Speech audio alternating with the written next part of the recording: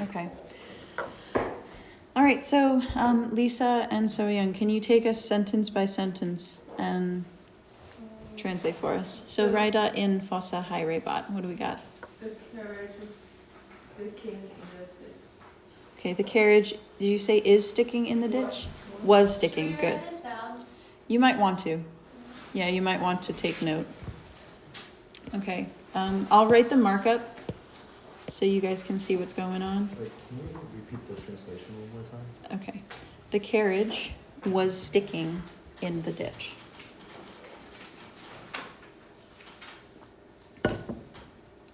Okay, grammar question. In fossa, what type of grammatical feature is that? Good. Okay, second grammar question. Hyrebat is what tense? Imperfect. Good, it's the imperfect tense. All right, nice. Okay, next sentence. Corneli perviam ibantad kalponam quae non procul aberat. All right, what'd you guys translate that as? The Cornelian family were going through the road toward the inn that is not far away. Good. Okay, I'll just repeat that. All right, so the Cornelii were going through the road to the inn, which quae aberat was not far away. And this is just an adverb. Wait, can you repeat that? Okay, so the Cornelii were going through the road to the inn, or toward the inn, which was not far off. Wait, could you put away instead of off? Wait, why did you underline it? I underlined it because I was reading it. Oh. Yeah, if I were to like mark it up though, who did I ask? Let's see. Okay, J.E. and Annabelle. We've got a clause here that's starting with a Q word that gives us, it's not a main, it's a subordinate clause. What kind of clause is that? Similar to the one you guys saw. Yeah, this is a relative clause. It's relating information back to the main clause, giving us more information about something within it. Okay. So like in terms of markup, if you see a relative clause, it might be prudent to just underline that so you can visually see that it is its own grammatical unit. Okay, but don't worry. I don't think I formally taught you relative clauses just yet. Can you But- repeat the translation? It is prudent. Okay, so the Cornelii were going through the street or the road to the inn, which was not far off.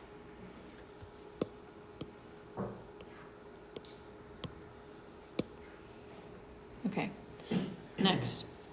Cornelia, quae non iam lacrimabat, cum Euclide ambulabat.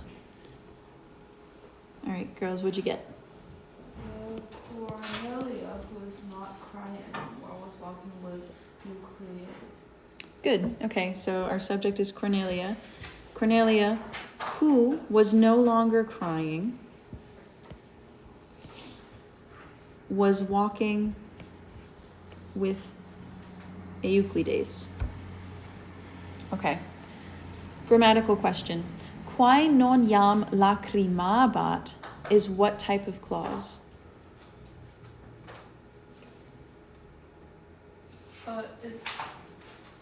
It starts with a subordinate. It- clause. okay, so it's a type of subordinate clause, and we just saw an example of it. What kind of clause? What kind of subordinate clause is it? It's right here. It's a relative clause. Okay. Good. All right, let's keep going. Fueros quod praecurebant identidem revocabat Cornelius. All right, what'd you get for the translation for that, girls? The boys were running away, and Cornelius was gonna get caught back. Huh? What? Say that again? Wait, isn't Fueros the boys? Yeah, but that can't, you're translating it like it's my subject. Why can it not be my subject? Cornelius?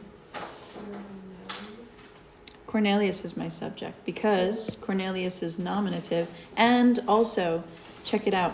It's oh wait. I got it. Okay. Cornelius was again and again calling back the boys who were running. No. Okay, so yes, the only difference is not, quote here is just because. So he called them back because they were running around and around. Okay. So grammar question, pueros, what case? Okay, sorry. What case and number is pueros?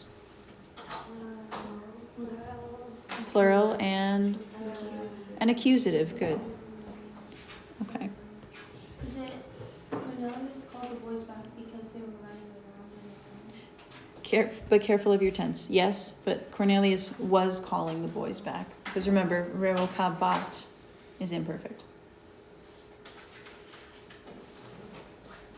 Okay, next. Aurelia, quamquam in capona pernoctare ad huc nolebat, lente cum Cornelio ibat. All right, girls, what'd you get for this one? Aurelia, although she was unwilling to stay in the inn, she was slowly going with Cornelia. Good. Okay. So Aurelia is my subject. Wait, what's the sentence? So Aurelia, I think this is an adverb, although, oh no, that's a conjunction, I'm sorry.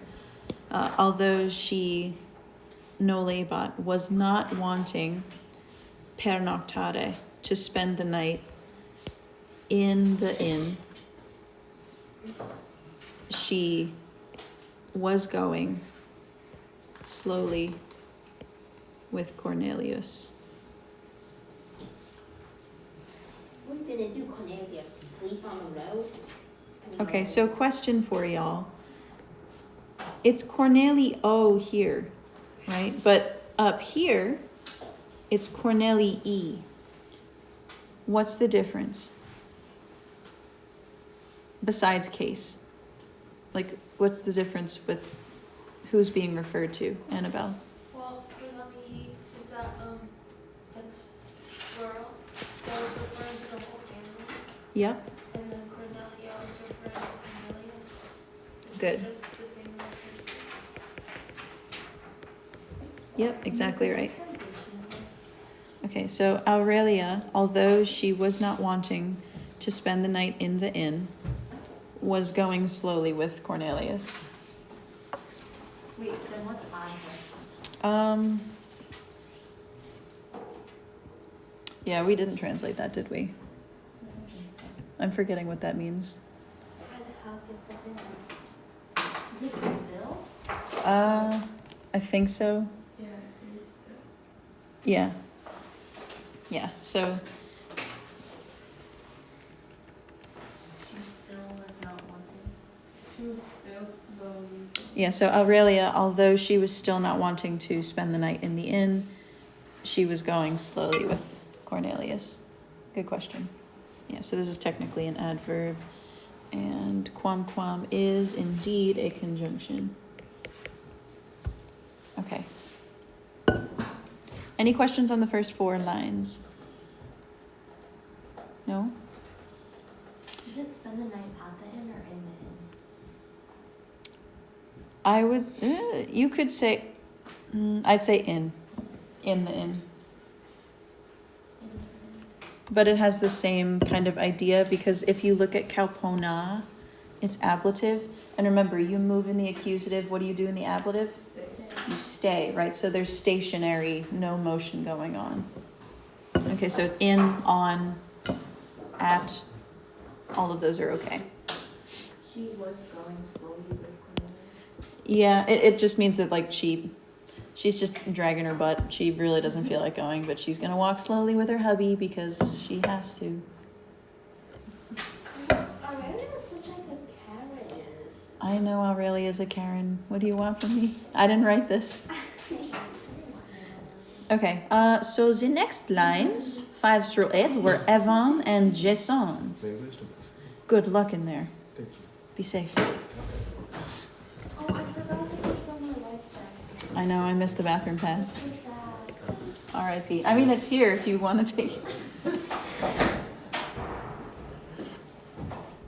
All right, boys. Mox ad kauponam apropinquabant. What you got for me? The Cornelia family soon moved towards the end. The Cornelian family soon what? Moved towards the end. Move to, okay, sorry, I just didn't hear you. Yeah, so technically the Cornelian family, they're my subject, right? But is there actually a subject in that sentence? Like, is there a, no, so you understood that. Okay, if you're gonna do that, when you write out your translation, I would do it this way. So soon, whoops, that's gonna be lowercase. The Cornelii, I can't spell today.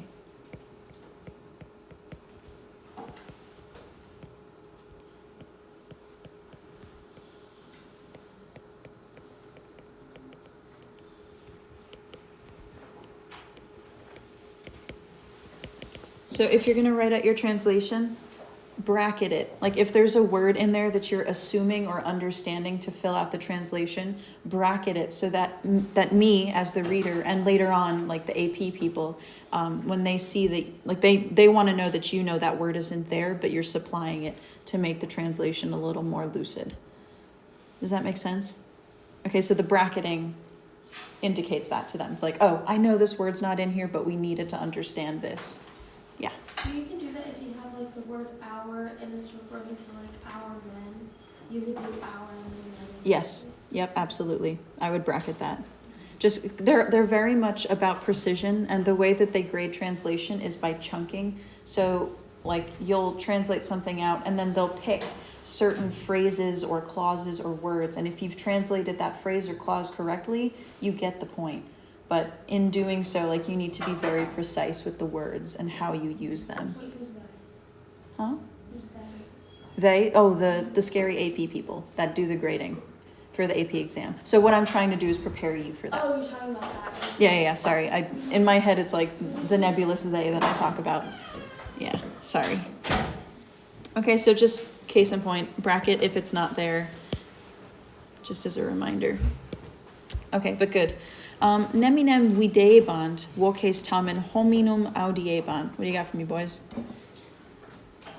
No one can see, however, people can hear voices. Say that again? No one can see, however, people can hear voices. Okay. You added some words. Firstly, so videebant, what tense is that?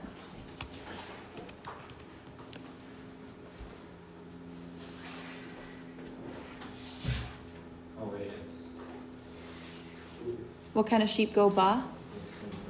imperfect. Imperfect, right? So it's the wasing. Now, nem, it's got an em at the end of it. Now, if it ends in am, em, or um, what case is it usually, like what's a good guess that it's going to be? It's a good guess that it's accusative. An accusative function is my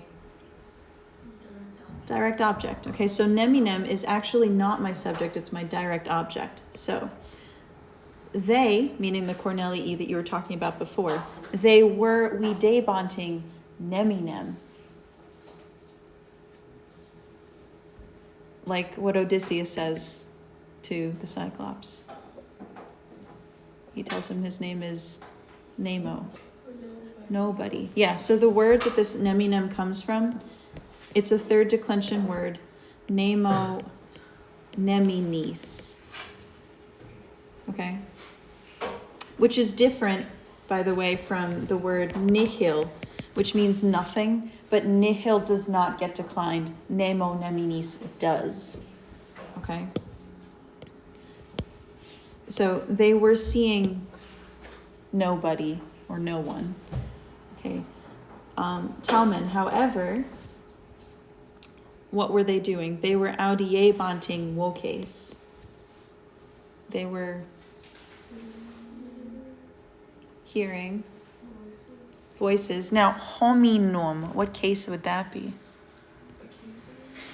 It looks accusative, but it comes from homo, homines. So it's third declension. Let's think of our third declension endings real quick. Ex, is, ema, ace, ibus, ace, ibus. So it's genitive, yeah. So the voices of men or people. Okay, so they saw nobody, but they were hearing people talking. So literally it would be, they were seeing no one. However, they were hearing the voices of people. Okay, grammatically, does that make sense to y'all?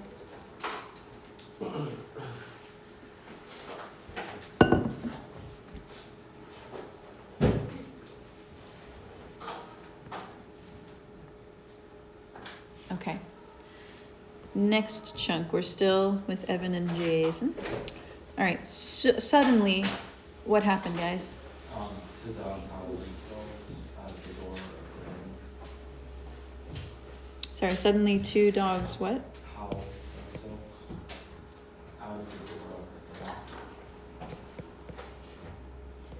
out of the door. Out of the door. Did you say howled themselves? Oh, wait, is that, wait. Oh, okay, it's a little weird. So it means like to, praekipio means to like throw headlong, but it means like they hurled. Hurl, like, so if I were to like hurl myself out the window, like I'm throwing myself out the window, like to hurl oneself or to throw oneself. So and that's why you have that say here, because it makes it reflexive, right? Rather than throwing down something, you're throwing yourself. So the two dogs throw down, and it's present, themselves out of the Yanua. What's that? Wait, out the end. Careful, not Kalpona, but Yanua. Think Janus, the god of the door. Yep. Okay, like a janitor. The janitor is the keeper of the keys, the guy who is in charge of the doors. Okay, so suddenly two dogs hurled themselves out of the door. When Barb said Cornelia. And, well, careful. So latrantes, they did tell you what that means. It was one of your vocab terms. Do you guys remember that one? Latrante? Barking. All right, so it's modifying the duo canes. And if you take a look at the ending on canes. Okay, you see that es?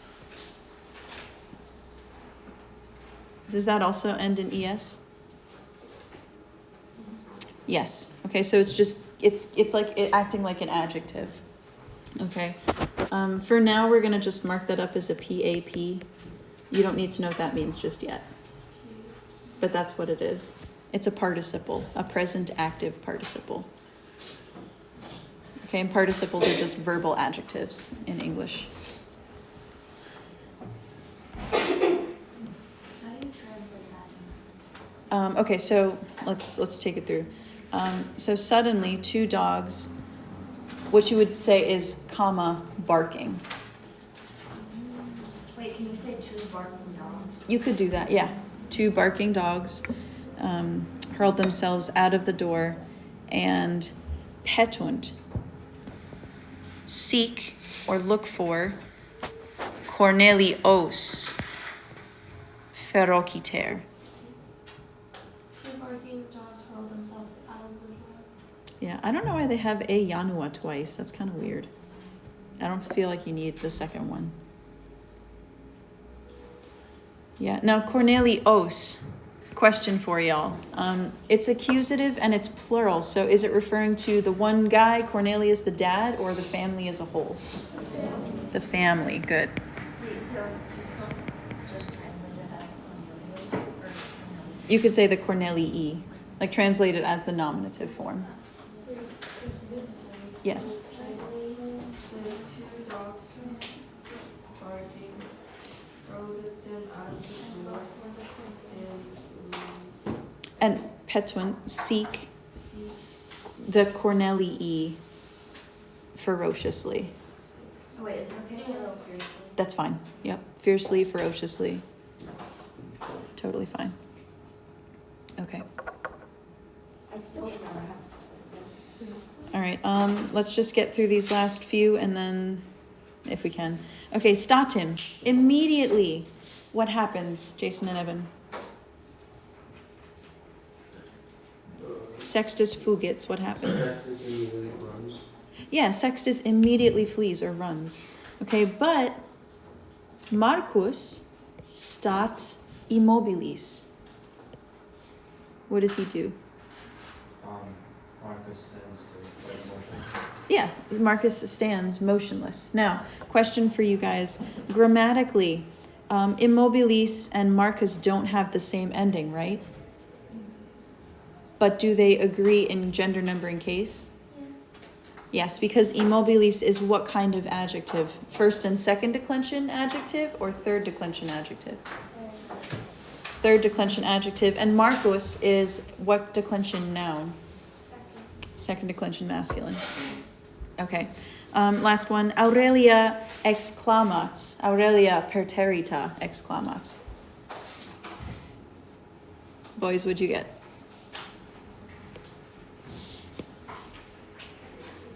Are those screens friendly? Shouts friendly. Yeah, I would just say, don't make it an adverb. I would say Aurelia, comma, terrified or scared, shouts out. Okay. Any questions grammatically on that? Okay. What I'd like you guys to do for homework, we got up to here. Work through the rest of this translation and prepare yourselves for a reading quiz on Thursday. So, can you put that on the portal? Yeah? Thank you. Yeah, what's up?